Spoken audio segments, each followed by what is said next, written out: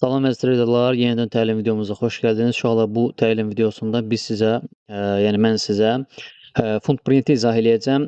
Keçək biz fund printə. Ümumiyyətcə fund printdən necə istifadə etmək olar və fund printdəki olan alıcılar və satıcılardan necə istifadə eləyib inşallah düzgün liquidasiyanı tapıb əməliyyata girmək olar. Ona baş salacağam sizə. Və əlavə olaraq da ki, inşallah gündəlik qruplarımızdan da istifadə edə bilərsiniz. Əməliyyat qruplarından da. Bunun üçün bioda aşağıda linki qoyacağam. Həm brokerin linkini qoyacağam, həmçinin də əməliyyat qruplarının birbaşa bizimlə əlaqə saxlamaq üçün link qoyacağam. Yəni həmin qruplardan istifadə etmək üçün. Bu qrupdan da, yəni baxın, belə deyim, OFAR qrupunda, yəni bura açıq qrupdur, hər kəs gələ bilər. Burada gündəlik əməliyyatlarımızı sizinlə də bölüşürük, paylaşımlar edirik. Siz də bu əməliyyatlardan istifadə edə bilərsiniz. Yəni bugünkü əməliyyatlar da bunlar. Nəticələr də burdadır. Bunları qoyduq bir qırağa. Biz keçək indi fund printə. Ümumiyyətcə fund print nədir? Fund printdən necə istifadə etmək olar? Bunu baş salacağam sizə.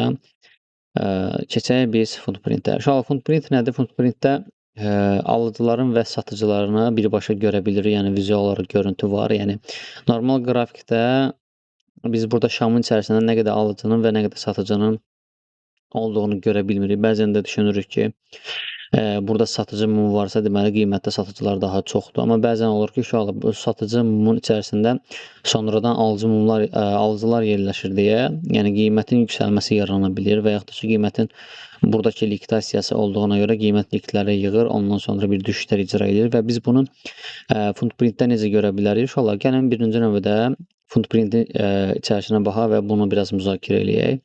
Deməli, fund printdə uşaqlar sol tərəfdə gördüyümüz, yəni satıcılardır, sağ tərəfdə yəni gördüyümüz alıcılar sahəsidir.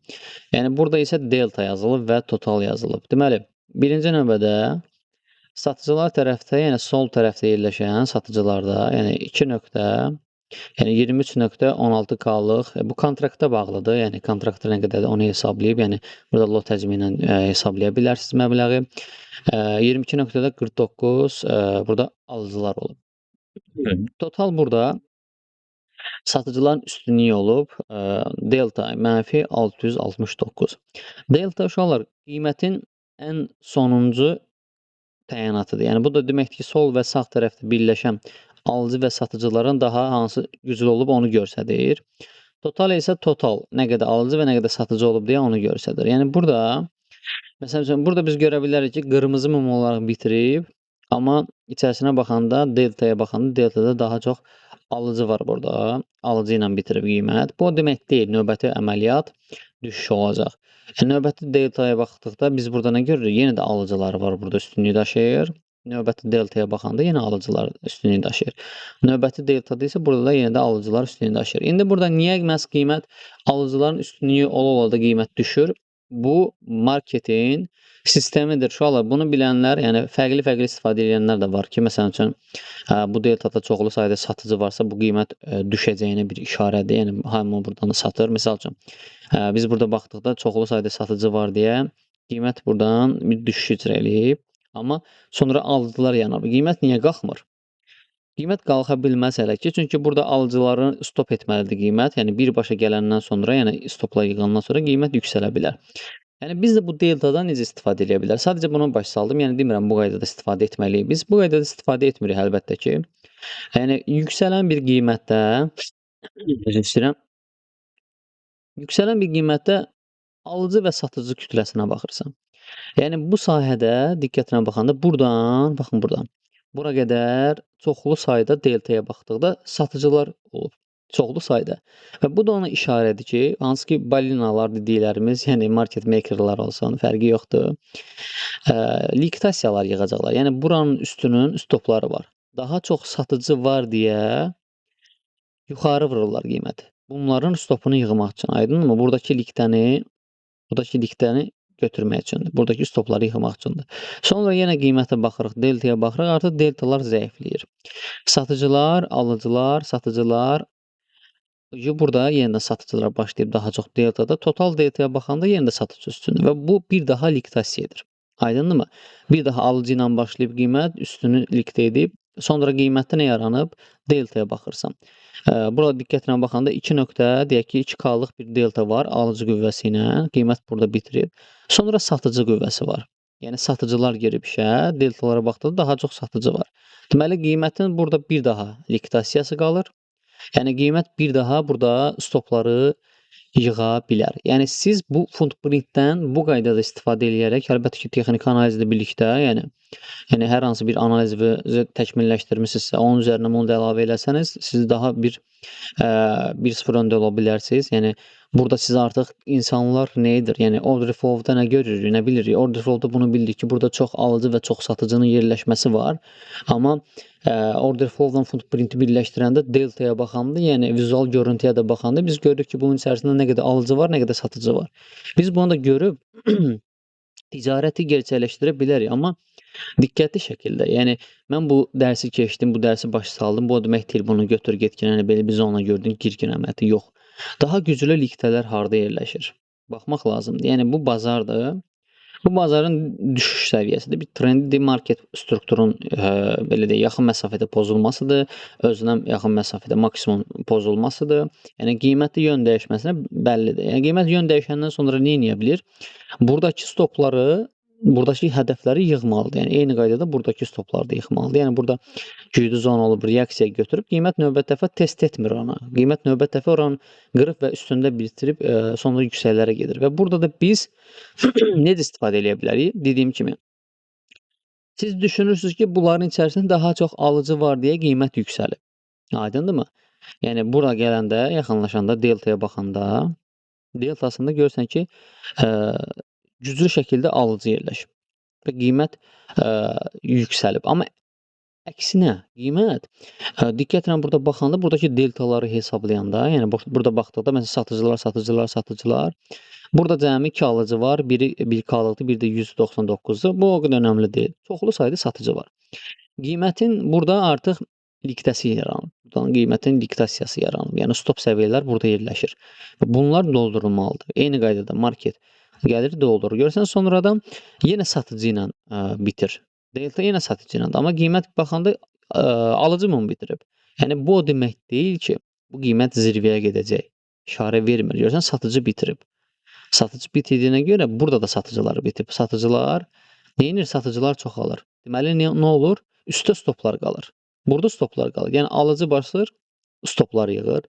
Yenə satıcılar yaranır deltada, üstünün stopların yığılmalıdır. Bu qaydada qiymətin stoplar yığılmalıdır. Yəni biz footprintdə deltada daha çox satıcı görəndə biz satış əmrinə keçməli deyilik. Biz gözləməliyik, doğru düzgün liqtasiyanı tapmalıyıq, təyin etməliyik və ora liqtə olacaq deyə o yönə əməliyyat aça bilərik ki, biz mənfəətimizi götürə bilək. Bu deltadan da necə istifadə eləmək olar, footprintdən necə istifadə eləmək olar? Gəlin onu da sizə izah eləyim.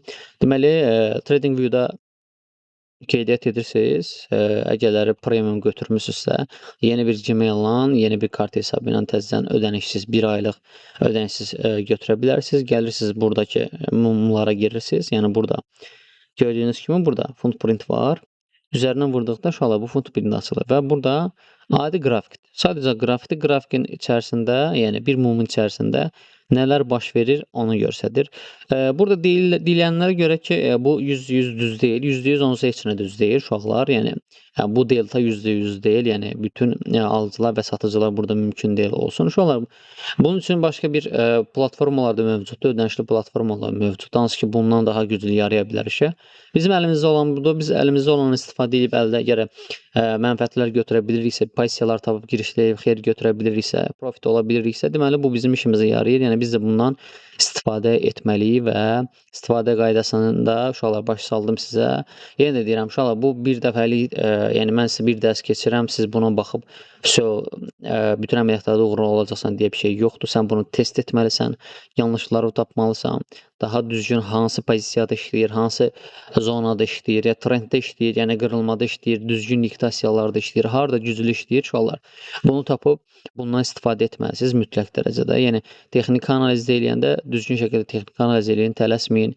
Yəni mən sizə bir tövsiyəm də qiymət həqiqətən də bir market strukturunu pozdusa yuxarı yönlü, aşağı yönlü pozmayana qədər sell əməliyyatına qəti sürətdə girişlər icra eləmirsiniz. Yəni bu tipli yanaşmalardan izah edirəm. Yəni deyək ki, biz footprintdən istifadə eləyəcəksə və düzgün liqtələri nəzərə eləyəcəksə, bunun, zonaları var, hansı ki, bu zonalar, önəmli zonalardır. Bu zonalar qırılmadığı müddətcə biz sell əməliyyatı düşünməməliyik. Harda daha çox yığılma, həcm yaranırsa, üzərində stoplar, yarana bilər. Yəni biz də bundan istifadə eləməliyik əlbəttə ki.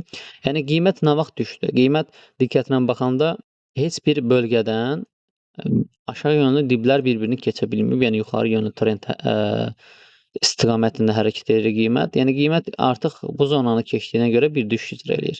Bu zonanı keçdiyinə görə bir düşüş icra eləyir. Sonradan bu zonanı da keçdiyinə görə, bu zonanı keçə bilmədiyinə görə qiymət bir daha bu şəkildə düşüş icra eləyə bilər və buranın doldurması. Və burada yerləşir. Selə girən əməliyyatçıların stopları bayda yığıldı.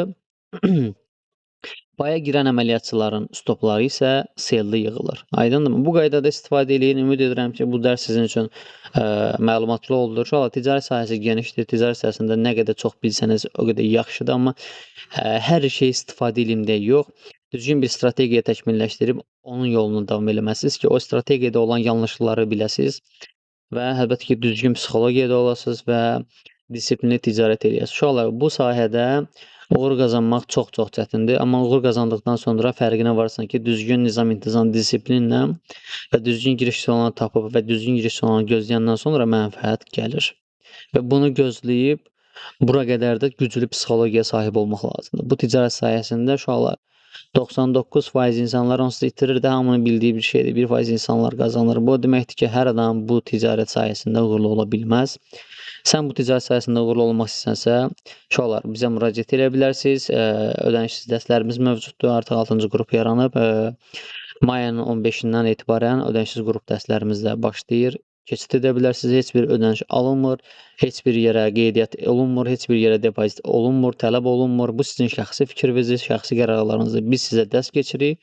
Əlbəttə ki, biz özümüz üçün traderlər yetişdiririk. Siz də gəlib buradan qoşulub bizimlə bu yola davam edə bilərsiniz. Oldu inşallah özünüzə müqayət olun. Əsas sağlam olun, sağlam qalın. Allah amanında növbəti dərsdə görüşmək ümidi ilə.